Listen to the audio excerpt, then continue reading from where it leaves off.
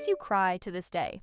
A few years ago, I found out that my father, who had been out of my life for nearly 10 years, was in a coma in another country.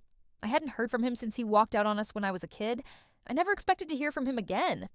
I was living my life, getting through each day. And honestly, I didn't feel like I was missing anything by not having him around. But one day I received a call from an unknown number. The voice on the other end was shaky, almost hesitant, but it was unmistakable. It was a hospital calling to tell me my father was critically ill.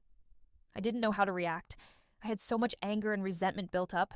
I couldn't even imagine being there for him, but something in me told me I couldn't just ignore it. I wasn't going to let him go without at least trying to make peace.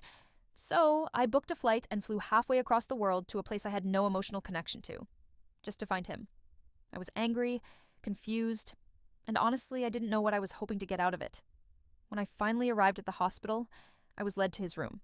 The moment I saw him lying there, unconscious, it was like all the pain and anger I'd been holding on to just collapsed. He looked so vulnerable, so different from the man I had built up in my mind. The doctors told me there was no hope for him. He wouldn't wake up, but I couldn't just leave without saying something, without knowing for sure that he understood how much he hurt me and how much I had missed him. I sat there beside him and started talking. I told him everything. The anger, the hurt, the years of not having him around. I even told him how I'd gotten through life without him. I didn't expect him to wake up or even respond, but I needed to say it. And then, as if on cue, after hours of silence, he opened his eyes. He looked at me like he was seeing a ghost. He didn't say anything at first, just blinked, and then whispered my name. "I'm sorry," he said, barely able to speak. And right then, I knew this moment would change everything.